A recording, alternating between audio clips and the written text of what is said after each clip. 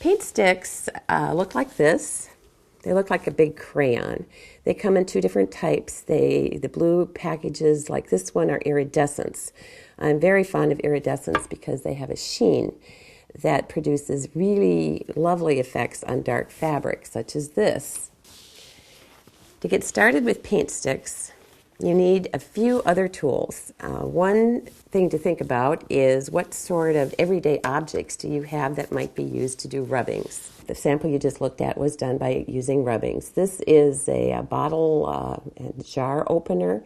This is a tool that you find in paint stores like Home Depot or Lowe's or those kinds of places.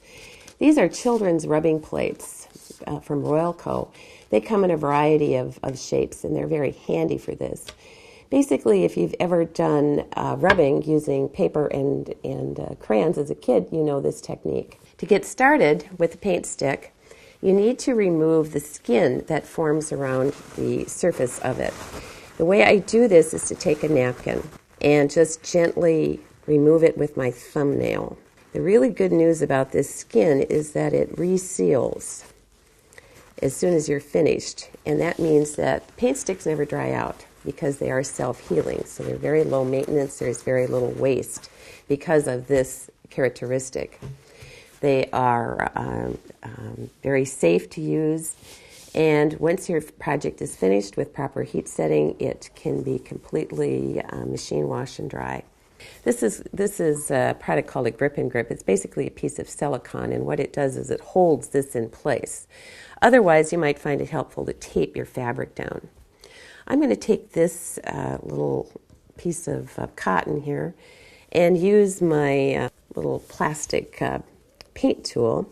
And all I do is hold this paint stick in the same manner that you would hold a crayon and gently rub. Use short, firm strokes, and the pattern begins to appear. It's all quite magical. I can go over it again, and I can start to create texture by using different colors. I can also overlay my shapes without changing, without having to wait until I've heat set. I can go over it again with other shapes, such as this.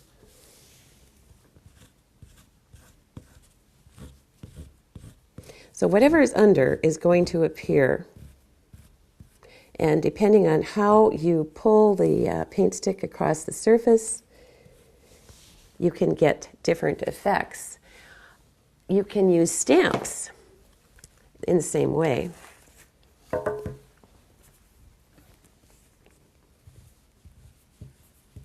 So all I do is gently pull using short strokes. Don't have to press down as hard with this as you would with a crayon. And I can go over it again with other colors. And that basically is all there is to it. This is a very fast way to add color and texture to fabrics.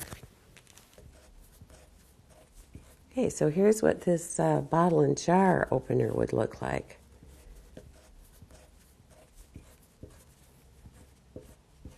I'm just kind of following the little circles around. And now I'm going to switch gears again and just add some different colors as I go. And you get the idea of how, even though you have a large shape, you don't necessarily have to use every single element of that shape in order to get something interesting on the surface of your cloth. Another neat application for using paint sticks is stenciling. With stenciling, this is virtually foolproof because there's no liquid to seep under the edges of the stencil. So to do that, all you do is put the paint onto a stencil brush. A stencil brush looks like that. It's got a flat bottom. And you put some paint onto the brush. You can either do it in the way that I'm showing here, or you can go directly onto the paint stick. What you're trying to do is load the brush with paint. The very easy and forgiving part of this is that there not being any liquid to get under the edges. All you have to do is swish it around.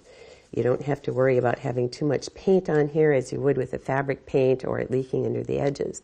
You're going to get a perfect crisp image every single time, such as this. You can also mix your paints. All of these, whether it is the iridescent line or the professionals, which have more of a matte finish. Let's say that I wanted to make kind of a green color here. I can mix them together, and you can use regular copy paper or parchment paper, anything with a slightly porous surface. And so if I then swish my brush around in here, I'm going to get a slightly different color. This gives you the opportunity to really increase your range of colors. Well, I just swish it around. Voila, I'm done. Just remember that layering is great fun, and I like to layer my shapes.